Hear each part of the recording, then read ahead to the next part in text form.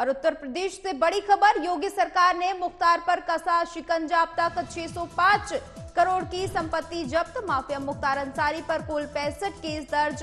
7 मुकदमे में मुख्तार को हो चुकी है सजा। मुख्तार के 12 रिश्तेदारों पर भी 67 केस दर्ज। उत्तर प्रदेश से इस वक्त की बड़ी खबर, 7 मुकदमे में सजा हो चुकी है मुख्तार अंसारी को।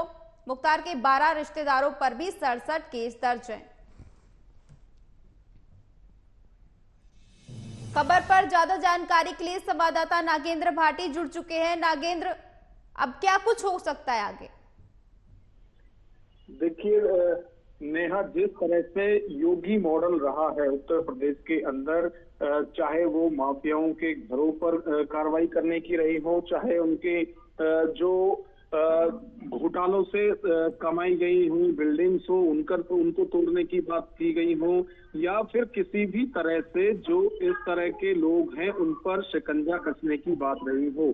अब आप देखेंगे कि लगातार योगी मॉडल जो है वो दूसरे बीजेपी शासित राज्यों के मुख्यमंत्रियों के लिए भी एक मॉडल के तौर पर ही है, और उसी की कोशिश दूसरे राज्यों के मुख्यमंत्रियों की तरफ से भी की जाती रही है और की जा रही है। अभी भी आप देखें, मध्य प्रदेश से भी इस तरह की खबरें आई थी कि नई सरकार ने भी योगी मॉडल के चलते हुए इस तरह की कार्रवाई की है, बुलडोजर कार्रवाई की है। तो जहां तक मुख्तार अंसारी की यदि बात करें तो एक जमाने में ईस्ट यूपी में आतंक का दूसरे नाम के तौर पर मुख्तार अंसारी को जाना जाता था।